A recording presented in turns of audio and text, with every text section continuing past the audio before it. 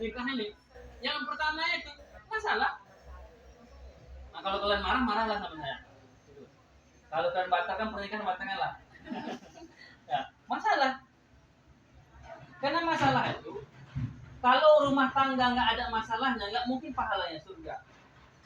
Nggak mungkin Nabi itu mengatakan baiti jannati, rumahku adalah surga, nggak akan mungkin. Karena semakin tinggi ibadah seseorang itu kan semakin tinggi cobaan-cobaan yang dilakukan sama Allah itu. Nah, kalau rumah tangga itu bahagia, nggak akan mungkin ada perceraian. Kalau rumah tangga itu bahagia, nggak akan mungkin ada namanya KDRT. Kalau pernikahan itu bahagia, nggak mungkin ada namanya orang yang selingkuh. Kenapa? Masalah di situ. Makanya orang yang menerima masalah berarti butuh orang yang dewasa untuk menyelesaikan masalah. Tengok anak-anak yang belum dewasa, mau ke mana pun masalahnya anteng-anteng aja. Beda sama orang yang sudah agak dewasa atau kita pada hari ini. Jadi kalau kita dewasa ada masalah, ujung-ujungnya nggak cerai, ujung-ujungnya nggak talak, ujung-ujungnya nggak ringan tangan. Ada solusi yang kita kasih. Nah, saya analogikan. Kapal yang indah, kita beli kapal nih, canggih kali kapal yang melebihi kapal kita ini umpamanya. Mewah, mahal, cantik, ya kan? Ketika kapal ini berada di tengah lautan, ada ombak yang besar, pasti terombang-ambing. Begitu juga rumah tangga. Sebaik apapun kita buat rumah tangga itu, 5 juta kita kasih istri kita, 2 juta kita kasih anak kita buat rumah yang mewah, kita buat ada penjaganya, ada pembantu, ada juga terombang-ambingnya. Kenapa terombang-ambingnya? Mungkin nggak diuji dari ekonomi, tapi diuji dari kesetiaan, diuji dari proses pengertian. Banyak. Jangan bilang orang yang punya harta mewah itu bahagia, jangan. Karena Allah tahu cara meletakkan bahagia seseorang kepada hambanya. Jadi saya mengatakan pernikahan itu nomor 1 adalah masalah. Sebelum nikah aja banyak masalah. Apa masalahnya? Uang antaran belum lunas. Ya? Maharnya apa lagi? Jangankan itu.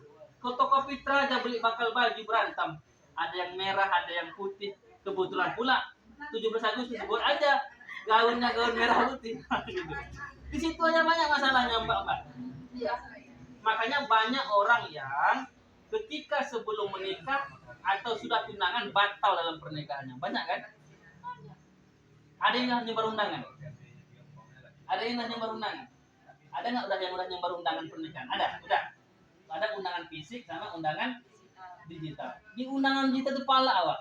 Kenapa pala kita? Karena di bawahnya ada nomor rekening tujuan. Ya, itu intermezzo aja biar kita nggak kaku ya. Nah, ketika kita ngasih undangan sama kawan kita untuk menghadiri walimatul urus kita, pernikahan kita atau benduri kita pesta kan, apa yang dibilang sama kawan kita coba? Coba Mas Bahrinya. Ketika nanti Mas Bahri menyampaikan mau nikah sama Mbak siapa namanya? Mbak siapa namanya? Najwa, ya kan? Pasti kan ngasih tahu sama kawan-kawan kan. Apa yang dibilang sama kawan-kawan? Dah ada bilang sama kawan-kawan.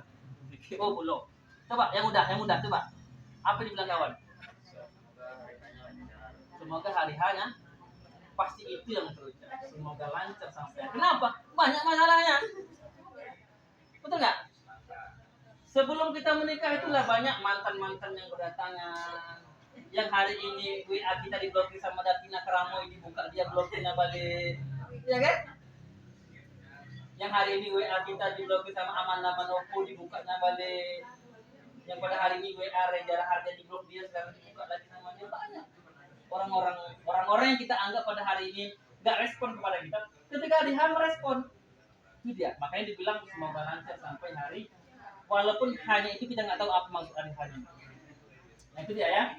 Jadi itu adalah, maka saya bilang pernikahan itu adalah masalah. Orang yang menyelesaikan masalah syaratnya harus orang yang dewasa. Itu dia ya. Siap menerima masalah? Siap menerima masalah? Siap, harus siap. Kalau tak siap jangan nikah.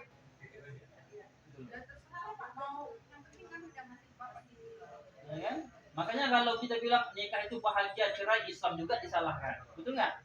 Oh, kamu agamanya Islam, katamu Islam itu begini-begini, toh cerai juga. Kenapa? Kita doktrin kita nikah itu bahagia. Bahagianya ada nanti tuh di fase-fase berikutnya. bahagia kita punya anak, bahagia, tapi setelah punya anak ada lagi masalahnya. Apa masalahnya? Yang anak merengek, yang anak sakit, yang anak butuh sekolah, ya kan? Yang anaknya butuh perhatian, banyak. Semakin diuji rumah tangga itu, maka insya Allah semakin bagus. Pondasi tadi, pondasi ini dites kemampuannya, tunggu waktu gempa, betul nggak? Masuk akal nggak kita? Pondasi rumah kita kuat atau enggaknya diuji saat gempa datang, bukan di saat tak ada gempa. Ya tak ada gempa ya biasa aja.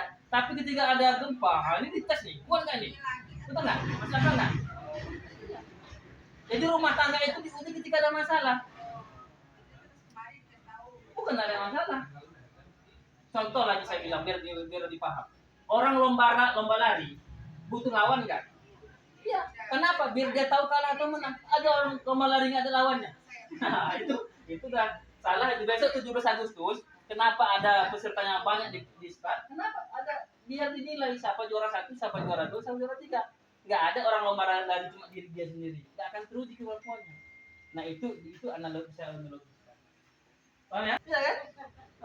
Banyak masalahnya.